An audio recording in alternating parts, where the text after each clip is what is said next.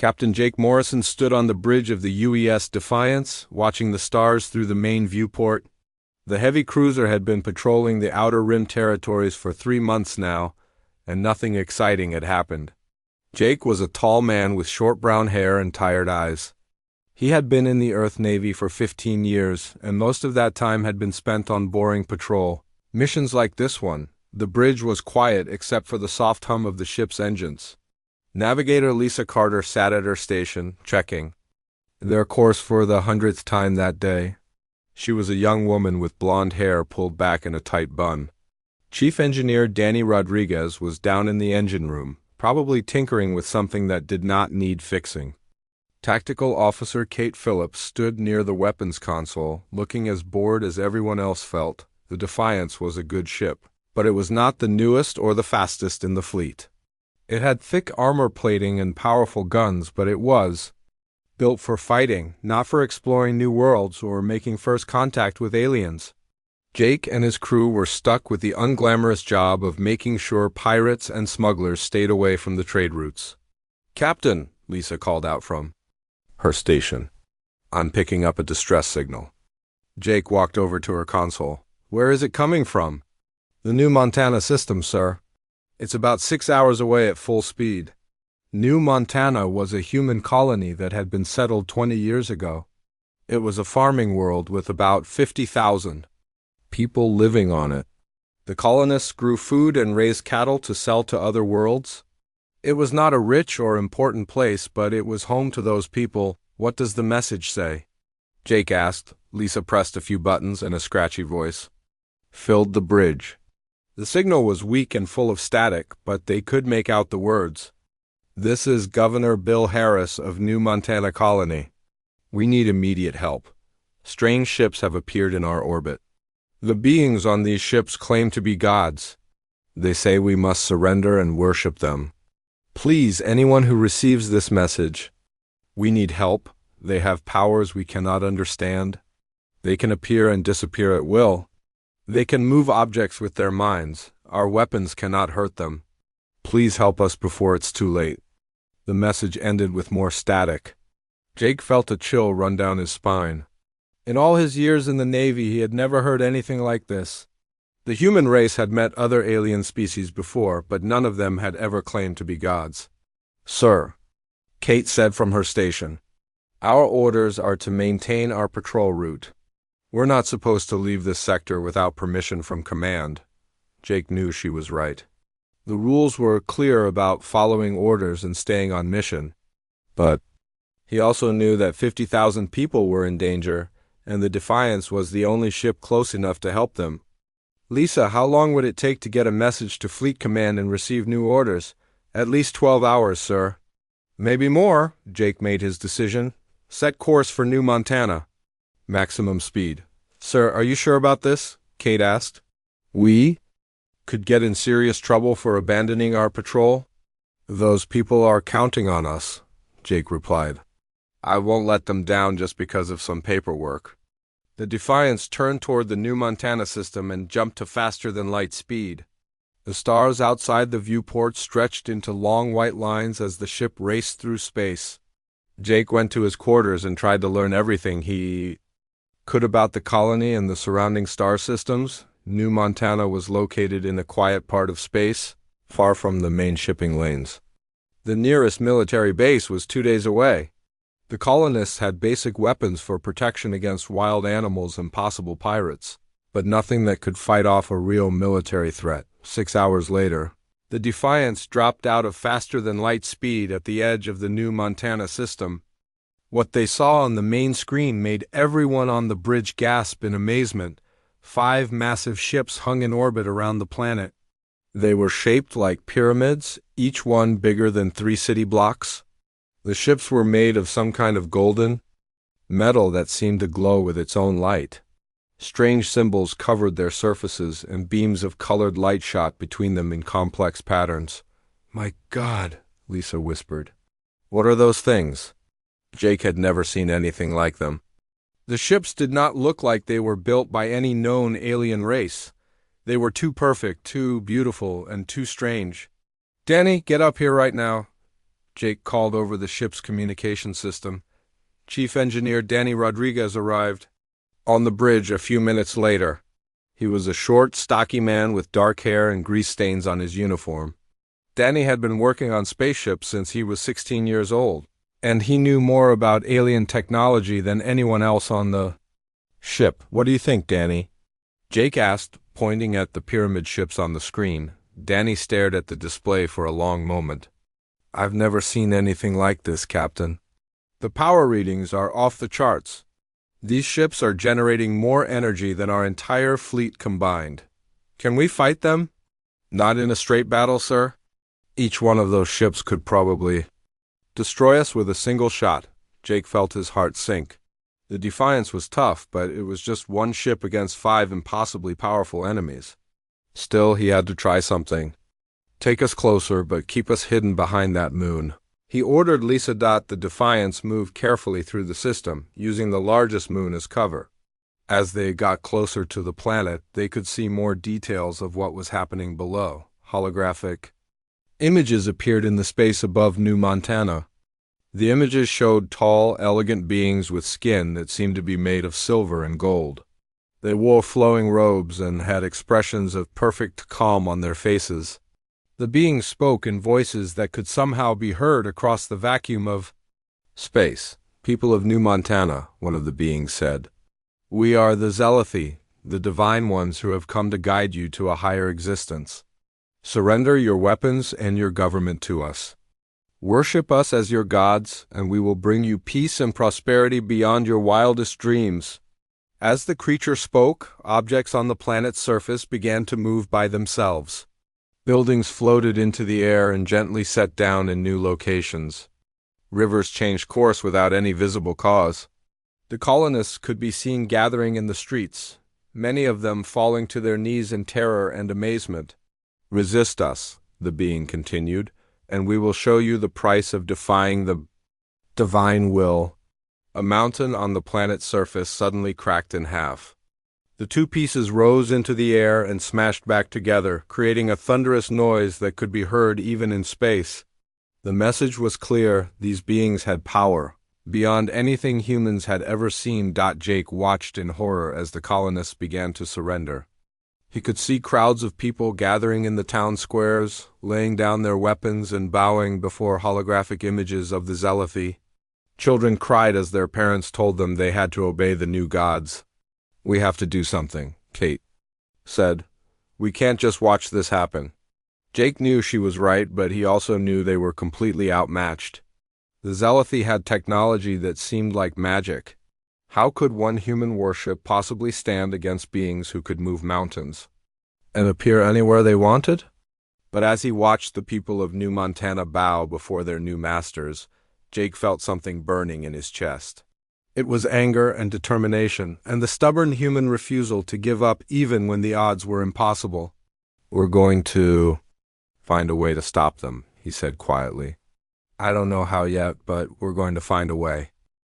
The Defiance stayed hidden behind New Montana's largest moon for 2 days, watching the Zelathi demonstrate their power to the terrified colonists. Captain Jake Morrison barely slept during this time. He kept thinking about the 50,000 people down on the planet who were being forced to worship these alien beings. Chief Engineer Danny Rodriguez worked around the clock in his lab, studying every piece of data they could gather about the Zelathi ships. He recorded their energy signatures, analyzed their hull materials, and tried to understand how their weapons worked. Danny was not the kind of man who believed in magic, and something about these so-called gods bothered him. "Captain, you need to see this," Danny said over the communication system. Jake hurried down to the engineering section. Danny had converted one of the storage rooms into a makeshift laboratory. Computer screens covered the walls, showing graphs and numbers that made Jake's head spin. "What did you find?" Jake asked. Danny pointed to a screen showing the energy readings from the Zelathi ships. "Look at these power fluctuations. They're not constant like you would expect from a normal engine or weapon system. They spike and drop in regular patterns." "What does that mean?" "It means they're not generating power continuously. They're turning systems on and off in sequence. That's what you do when you're trying to conserve energy or when you're running multiple systems that can't all work at the same time. Jake studied the graph. He was not an engineer, but he understood what Danny was saying. You think they're not as powerful as they appear? I think they're putting on a show, Danny replied. Watch this. He switched to another screen that showed video footage of the Zealothi moving the mountain on New Montana's surface. Danny had slowed down the recording and enhanced the image quality. See that shimmer in the air around the mountain right before it moves? Danny pointed to a barely visible distortion in the video. That's not natural, it looks like some kind of energy field. Jake leaned closer to the screen. Now that Danny had pointed it out, he could see the strange rippling effect in the air. I think they're using advanced technology to create the illusion of magic, Danny continued. The mountain didn't really fly apart and come back together. They used some kind of force field to lift pieces of rock and dirt, then put them back down in a way that looked like the mountain was destroyed and rebuilt. Are you sure about this? I'm not completely sure about anything yet, Danny admitted. But I've been studying their holographic projections too. The images of the Zealothi that appear over the planet are not solid. They're three-dimensional. Pictures projected from their ships. Real gods would not need to use holographic technology to appear to people. Jake felt a spark of hope for the first time since they had arrived at New Montana. What else have you found? Their teleportation ability might be fake too. I've been tracking their ships with our sensors, and every time a Zealothi appears somewhere on the planet, one of their ships moves slightly.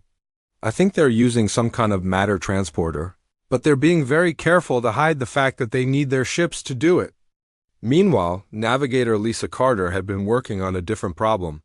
She had been trying to intercept and decode the Zealothi's communications. Most of their messages were in a language that the ship's computer could not translate, but Lisa had found something interesting. Captain, she called from the bridge, I think I've decoded part of their internal communications. Jake and Danny rushed back to the bridge. Lisa had several screens open, showing wave patterns and text translations. The computer was able to match some of their words with languages from other alien species we've encountered, Lisa explained. It's not perfect, but I can understand.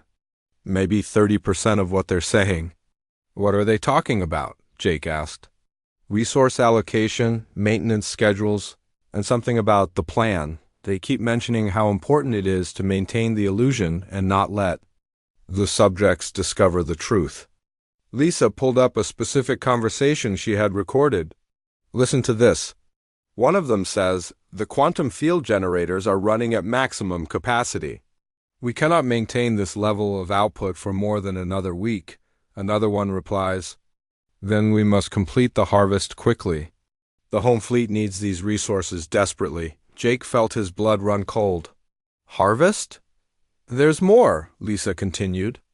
They mention 17 other worlds that have already been processed. They talk about stripping planets of their metals, minerals, and other valuable materials. They've been doing this for hundreds of years. Danny shook his head in disgust. They're not gods at all. They're just very advanced thieves who use fake magic tricks to scare people into surrendering without a fight. Tactical Officer Kate Phillips had been listening to the conversation from her station. If they're using technology instead of actual divine power, then maybe we can find a way to fight them. That's exactly what I was thinking, Jake said. Danny, is there any way to disrupt their systems? Danny thought for a moment. Maybe, if I'm right about how their technology works. Then their holographic projectors and force field generators need to operate on specific frequencies. If we could jam those frequencies or overload their systems with interference, we might be able to break their illusions. How would we do that? The Defiance has a powerful sensor array that can be modified to broadcast interference signals. It would be like turning our radar dish into a giant radio jammer. But there's a problem. What's the problem? To generate enough interference to affect their systems, we would have to get much closer to their ships. And once we start jamming their equipment, they'll know we're here. We would only have a few minutes before they start shooting at us. Jake looked at the tactical display showing the 5 Zealothi ships in orbit around New Montana. The Defiance. was tough, but it was still just one ship against 5 much larger and more powerful enemies. "What are our chances in a straight fight?" he asked Kate. "Honestly, sir, not good. Even if their technology is not as advanced as it appears, they still have 5 ships to our 1. And we don't know what kind of weapons they really have." Jake walked to the main viewport and stared out at the stars. Somewhere out there, the people of New Montana were being forced to live under the rule of false gods. These Zealothi had been conquering worlds for centuries, stealing resources and enslaving entire populations by pretending to be divine beings. "Lisa," he said without turning around, "can you establish communication with the underground resistance? Movements on any of the worlds the Zealothi have conquered?" "I can try, sir. But their communications are probably monitored. Do it anyway. Use encrypted channels and try to contact anyone who might be willing to help us." Lisa began working on her communication equipment. After an hour of trying different frequencies and encryption methods, she managed to establish contact with a group of rebels on a planet called Corvin Prime. The rebel leader was a creature called Zex who spoke broken English.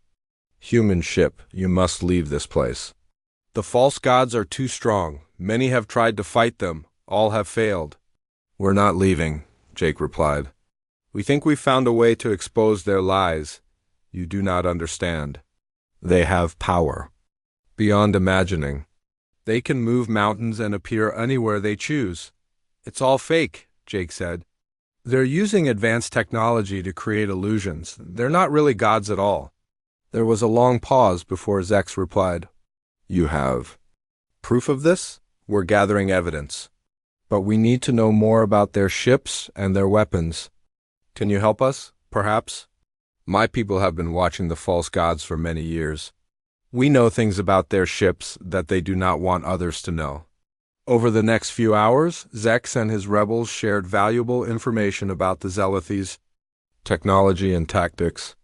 They confirmed Danny's suspicions about the holographic projectors and force field generators. They also revealed that the Zealothi ships had a critical weakness in their power distribution systems. "Their ships draw power from a central core," Zex explained. "If that core is damaged, all their systems will fail at once." Jake felt a plan beginning to form in his mind.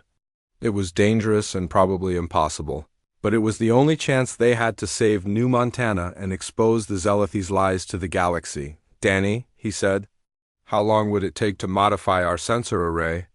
To jam their frequencies?" "About 6 hours, sir. Get started." "Kate, I want you to study their ship designs and find the best way to target their power cores." "Sir, are we really going to attack 5 ships that are each 3 times our size?" Jake smiled grimly. "No, Kate. We're going to attack 5 ships that are pretending to be something they're not. And we're going to show the galaxy that humans don't bow down to false gods." Captain Jake Morrison stood in the shuttle bay of the Defiance, watching his crew make final preparations for the most dangerous mission of their lives. Chief Engineer Danny Rodriguez had worked for 18 hours straight to modify the ship's sensor array into a powerful jamming device. The plan was risky and complicated, but it was their only chance to save New Montana and expose the Zealothi's lies. "Are you sure this will work?" Jake asked Danny for the 3rd time. "The theory is sound," Danny replied, wiping sweat from his forehead. "If we can get close enough to their ships and broadcast interference on the right frequencies, their holographic projectors should fail. The problem is that we need to be within 5,000 kilometers of their ships to make it work." 5,000 kilometers was practically point-blank range in space combat. The Zealothi would be able to hit the Defiance with everything they had at that distance. Tactical Officer Kate Phillips was preparing a modified shuttle for a special mission. The small spacecraft had been equipped with adaptive camouflage systems that would make it nearly invisible to enemy sensors. Kate would pilot the shuttle herself, along with 2 other crew members.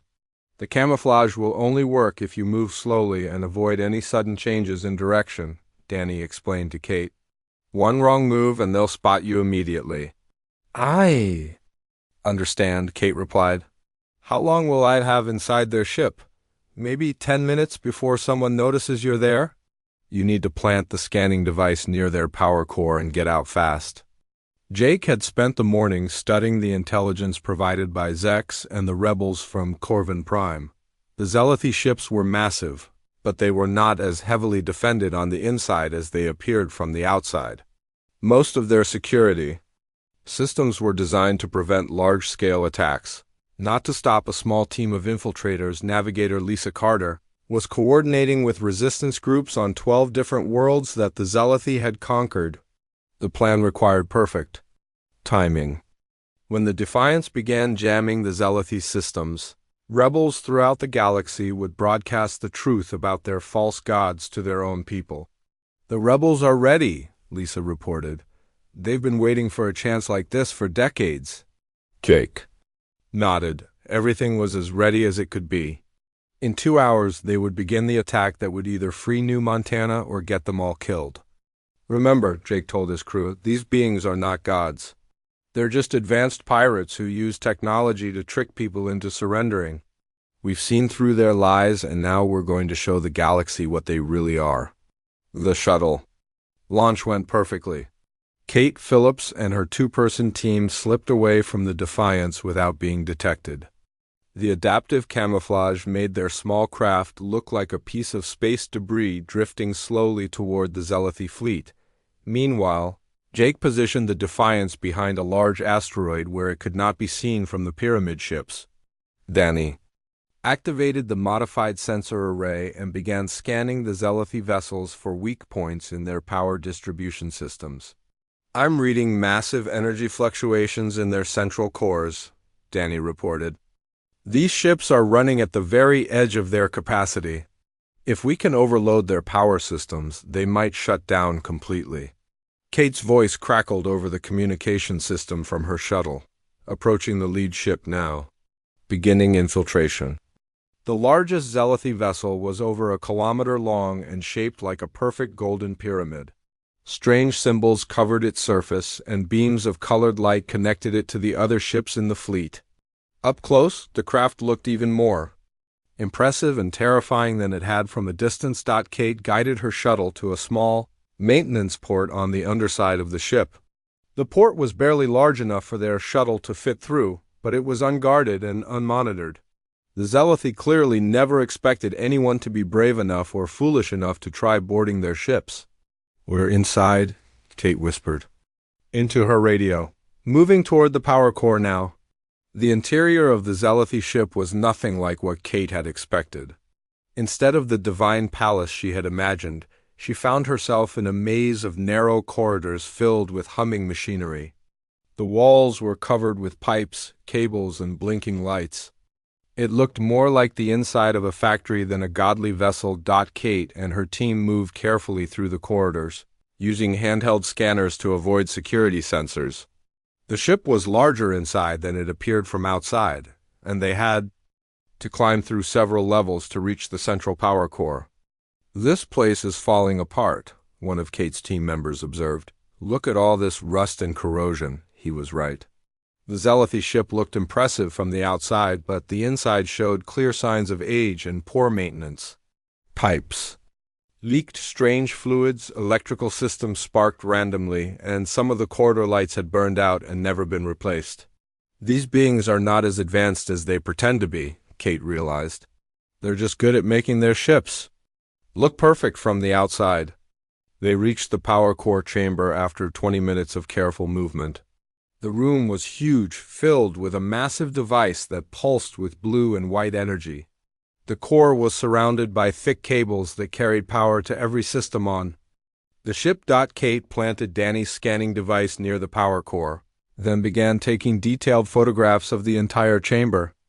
The device would record energy patterns and system specifications that Danny could use to understand how the Zealothi technology really worked. "Package delivered," Kate reported, "beginning withdrawal." But as they turned to leave, they heard voices coming from the corridor they had used to enter the chamber. Kate and her team hid behind a large piece of machinery and listened. 2 Zealothi were walking through the corridor, talking in their own language. The universal translator in Kate's helmet converted their words into English. The power core is operating at 97% capacity, one of them said. We cannot maintain this level much longer. How much longer do we have? The other replied. Perhaps 6 days. Then we must shut down the holographic projectors and force field generators to prevent a complete system failure. The High Council will not be pleased. They expected us to complete the harvest of this world within 3 days. The High Council does not understand the limitations of our technology. We are not gods, no matter how much we pretend to be. We are refugees trying to survive with equipment that should have been replaced centuries ago. Kate felt her heart racing. These Zealothi were admitting that their entire divine act was fake. They were talking about their technology failing and their desperate need for resources. This was exactly the kind of evidence Jake needed to expose. They're lies. The two aliens continued talking as they walked away. The home fleet is waiting for our cargo shipment. If we fail to deliver the resources from this world, thousands of our people will die. Then we must succeed. The survival of our species depends on maintaining the illusion of godhood. If the subject races ever learn the truth about us, our empire will collapse within days. Kate waited until the voices faded away, then led her team back toward their shuttle. They had what they came for, but they had also learned something even more important. The Zealothi were not conquerors driven by evil desires. They were a dying race desperately trying to survive by stealing from other worlds. That knowledge made Kate feel sorry for them, but it did not change what had to be done. The Zealothi had enslaved entire civilizations and destroyed countless lives. Whatever their reasons, they had to be stopped.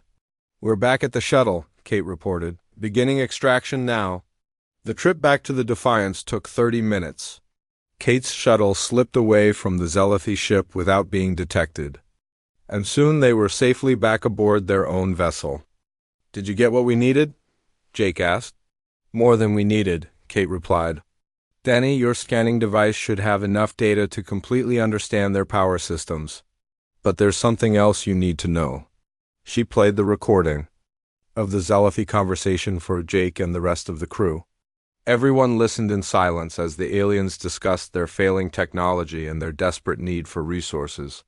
So they're not evil conquerors, Danny said when the recording ended. They're just scared refugees trying to keep their people alive. Does that change anything? Jake asked. It changes how I feel about them, Danny replied. But it doesn't change what they've done to 17 worlds full of innocent people. Jake nodded. The Zealothi might have understandable reasons for their actions, but they had still enslaved billions of beings and stolen the resources of entire planets. They had to be stopped, even if they were not the monsters he had originally thought them to be. How long do you need to analyze the data from their ship? Jake asked Danny. Give me 2 hours. After that, I should be able to tell you exactly how to shut down their systems. Jake looked at the main screen, which showed the 5 Zealothi ships still orbiting New Montana. Somewhere on the planet below, 50,000 human colonists were being forced to worship false gods. In 2 hours, the Defiance would begin its attack against impossible odds. Get to work, Jake told his crew. We're going to show these false gods what happens when they mess with humans. Captain Jake Morrison stood on the bridge of the Defiance, watching the countdown timer on the main screen. In 15 minutes, they would begin their attack on the Zealothi fleet. Chief Engineer Danny Rodriguez had analyzed all the data from Kate's infiltration mission and found the exact frequencies needed to disrupt the alien ship's systems. Are you ready, Danny? Jake asked. As ready as I can be, Danny replied from his engineering station. The jamming array is calibrated to target their holographic projectors and force field generators. But remember, we only get one shot at this. Once they know what we're doing, they'll adapt their systems to block our interference. Navigator Lisa Carter was coordinating with rebel groups across the galaxy. When the Defiance began its attack, rebels on 17 different worlds would simultaneously broadcast the truth about the Zealothi to their enslaved populations. All resistance groups are standing by, Lisa reported. They're ready to transmit as soon as we give the signal. Tactical Officer Kate Phillips was at her weapons console, ready to target the Zealothi power cores with everything the Defiance had. The ship's missiles and energy cannons were loaded and aimed at the 5 pyramid ships orbiting New Montana. "Remember," Jake told his crew, "our goal is not to destroy their ships if we can avoid it. We want to disable their systems and force them to surrender. These beings are refugees, not monsters. They've done terrible things, but they're still living creatures who deserve a chance to survive." Jake activated the ship's communication system and broadcast a message on all frequencies. He wanted the Zealothi to hear what he had to say before the shooting started. "This is Captain Jake Morrison of the United Earthship Defiance, speaking to the Zealothi fleet in orbit around New Montana.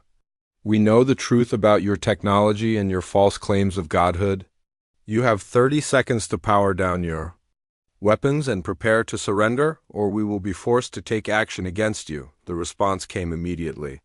The largest Zealothi ship projected a holographic image of their leader into space above New Montana. The being appeared to be 300 meters tall, with flowing robes and eyes that glowed like stars. "Pathetic humans," the Zealothi leader's voice boomed across the star system. "We are Zeltharion, High Pontiff of the Divine Order. You dare to threaten gods with your primitive weapons? We will show you the price of such arrogance." The holographic image of Zeltharion raised one hand, and lightning began crackling between his fingers. Below, on New Montana's surface, several buildings suddenly burst into flames. The colonists who had been watching the exchange between the ships screamed and ran for cover. "Behold the power of the divine," Zeltharion continued. "Surrender now, or we will reduce your ship to cosmic dust." Jake felt anger burning in his chest. The Zealothi were still trying to terrorize innocent people with their fake magic tricks. It was time to end their reign of terror once and for all. "Danny, begin jamming their systems. Kate, target their lead ship. Lisa, send the signal to all rebel groups." "Jamming array activated," Danny announced. The effect was immediate and dramatic. The massive holographic image of Zeltharion began to flicker and distort. The godlike being's perfect face became pixelated and broken. His booming voice turned into electronic static. "What is happening?" Zeltharion's voice crackled with interference. "How are they disrupting our sacred projections?"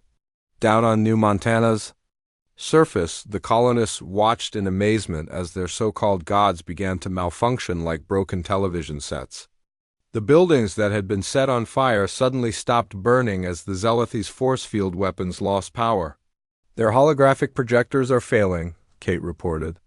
"I'm reading massive power fluctuations across their entire fleet." The Zealothi ships tried to maintain their illusions, but Danny's jamming signals were too strong. One by one, their fake divine displays shut down.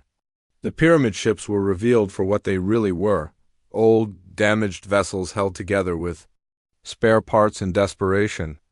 "Impossible," Zeltharion's voice was no longer booming and godlike. It sounded frightened and confused. "No primitive race should be able to interfere with our technology." Jake opened a communication channel to address not just the Zealothi, but everyone who was watching the battle.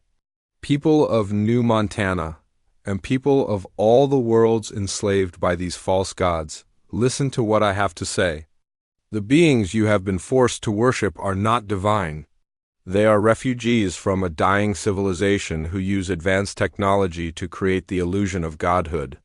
On the main screen, Jake could see crowds of colonists gathering in the streets of New Montana's capital city. They were staring up at the sky, watching their god's ships spark and flicker like broken machines. "The Zealothi's holographic projectors create fake images," Jake continued. "Their force field generators move objects to make it look like magic. Their teleportation devices are just advanced matter transporters. Everything you have seen them do can be explained by science, not divine power." The largest Zealothi ship suddenly fired a massive energy beam at the Defiance. The blast was so powerful that it lit up the entire star system like a miniature sun. But Danny had predicted this attack and raised the ship's shields just in time. "Direct hit to our forward shields," Kate reported. "Shield strength down to 60%. Return fire," Jake ordered. "Target their power core." The Defiance launched a spread of missiles at the lead Zelethi ship. The weapons struck the pyramid's golden hull and exploded in brilliant flashes of light. The Zelethi vessel shuddered under the impact, and several of its external systems went dark. "We've damaged their primary power distribution network," Danny announced. "Their ship is running on backup power only." The other 4 Zelethi ships turned to attack the Defiance. Energy beams and strange weapon discharges filled the space around New Montana as the battle began in earnest. The Defiance was fast and maneuverable, but it was still one ship against 4 enemies. Jake ordered Lisa to take the ship into New Montana's asteroid field, where the Defiance could use the floating rocks as cover. The Zelethi ships followed, firing continuously at the human vessel. "Hull breach on Deck 7, Kate reported as another enemy beam found its target. "Damage control teams are responding."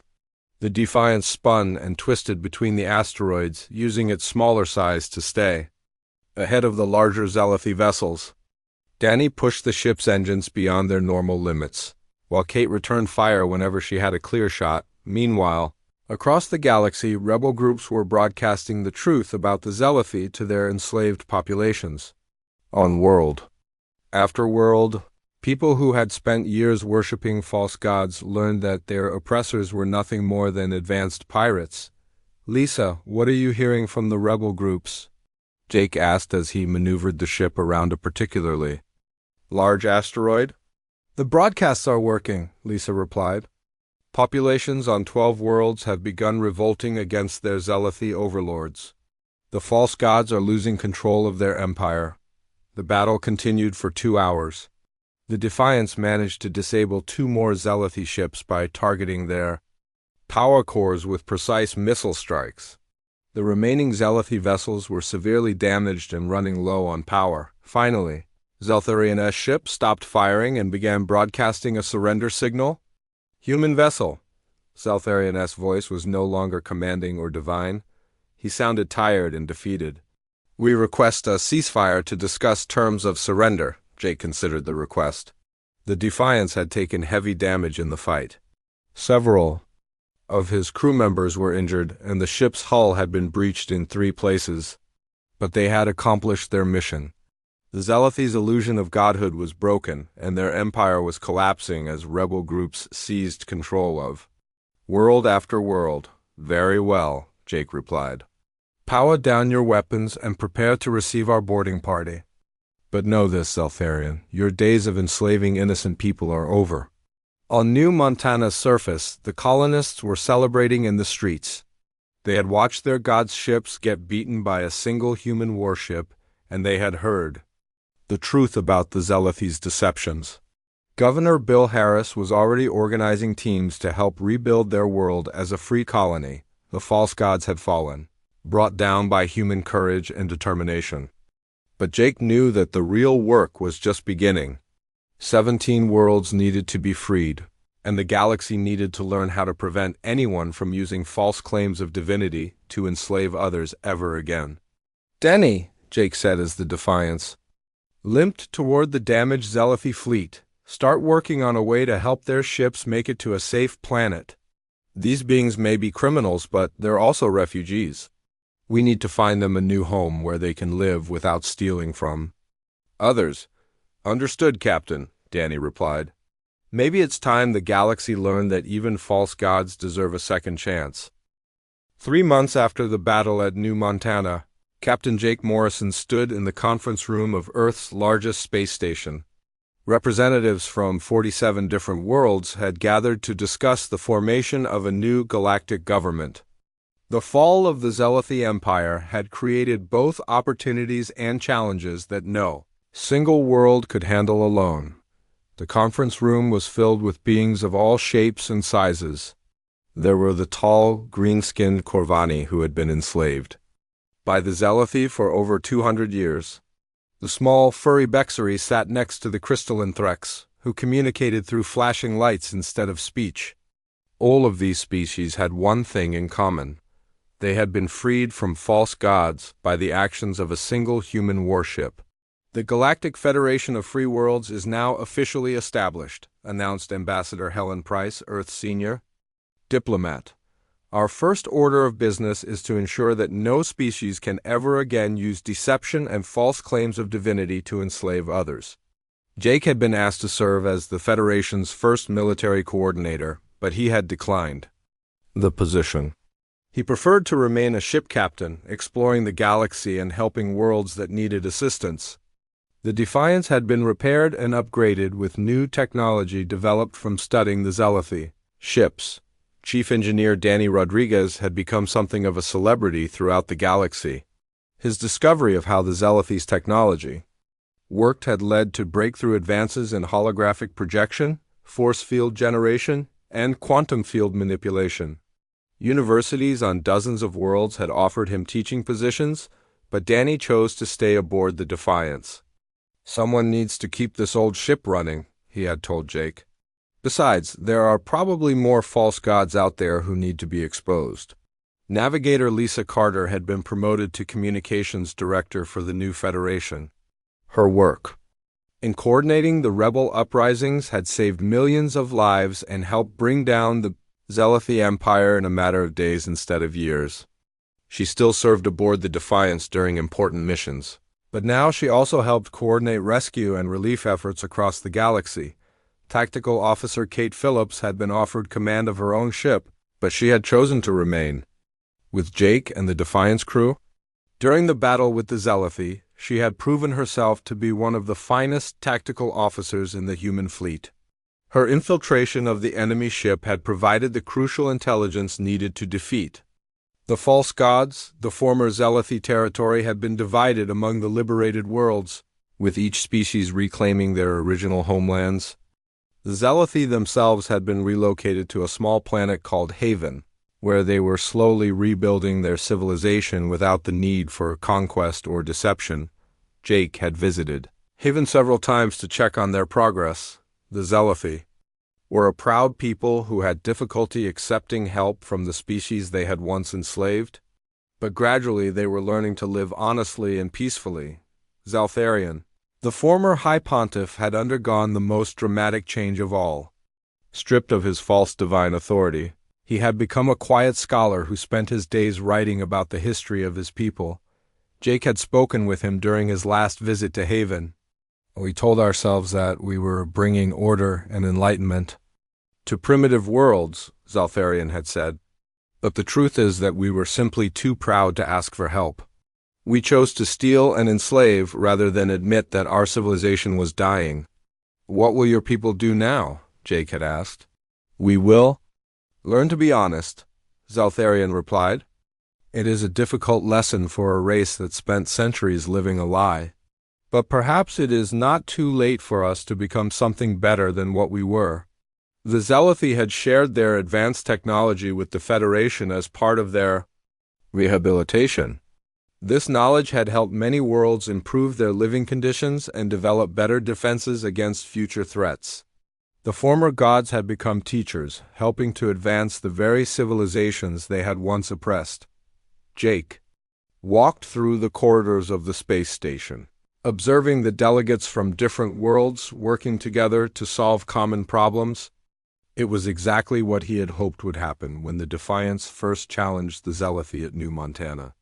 "Captain Morrison," a voice called from behind him. Jake turned to see Zex, the Corvani rebel leader who had helped provide intelligence during the battle. Zex had been elected as the first president of the Federation Council. "Hello, Zex. How are the negotiations going?" "Better than expected," Zex replied. "Most worlds are eager to cooperate now that they are free, but there is something I wanted to discuss with you." They walked to a quiet observation deck that looked out at the stars. Hundreds of ships from different worlds were docked at the station, their crews working together to establish trade routes and communication networks. "We have received reports of another empire that uses similar tactics to the Zelethi," Zex said. "They call themselves the Eternal Ascended, and they claim to be immortal beings who have transcended physical existence. 3 star systems in the outer spiral have already fallen under their control." Jake felt a familiar stirring in his chest. It was the same feeling he had experienced when he first heard about the situation at New Montana. Somewhere out there, Innocent people were being deceived and enslaved by more false gods. What do we know about their technology? Jake asked. Very little. But our intelligence suggests that they use some form of energy beings or advanced artificial intelligence to create the illusion of immortality. The conquered populations believe they are being ruled by spirits of ancient gods who have returned to guide them. Jake smiled grimly. Sounds like they need to meet the Defiance? I was hoping you would say that, Zex replied. The Federation Council has arised a mission to investigate these Eternal Ascended. Will you accept the assignment? Course, when do we leave? As soon as your ship is ready. And Captain, you will not be going alone this time? The Federation is providing you with a small fleet of ships crewed by veterans from all the liberated worlds. Many of them want to help free others the way you freed them. 2 weeks later, the Defiance led a fleet of 12 ships toward the outer spiral.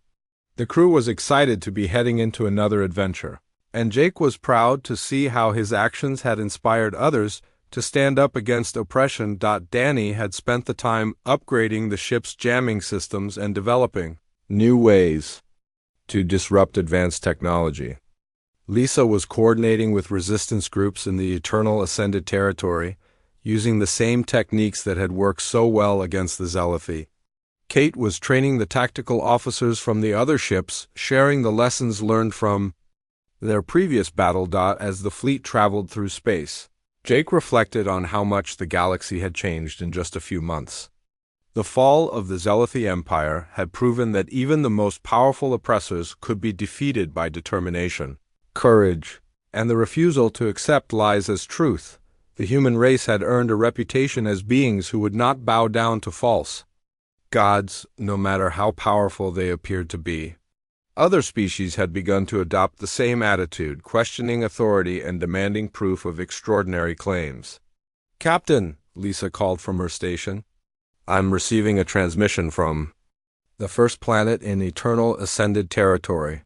It's another distress call. Jake listened to the message from terrified colonists begging for help against immortal spirits who demanded absolute obedience. It was exactly like the message they had received from New Montana, except these false gods claimed to be eternal energy beings instead of physical deities. Set course for their location, Jake ordered. Maximum speed. The Defiance and its escort fleet raced toward another confrontation with false gods. Jake knew that this would not be the last time they faced such a challenge. As long as there were people willing to deceive others for power, there would be a need for those brave enough to expose the truth. But Jake was not worried about the future. He had learned that human determination and ingenuity could overcome any obstacle, no matter how impossible it seemed. The galaxy was becoming a better place, one liberated world at a time. The false gods of the Eternal Ascended were about to learn the same lesson that the Zealothy had learned. Humans do not worship anyone, and they will fight to ensure that no one else has to either. Time to teach some more false gods about human stubbornness, Jake said with a smile. The Defiance and its fleet disappeared into faster-than-light travel, heading toward their next battle against deception and oppression. The age of false gods was ending, and the age of freedom was just beginning.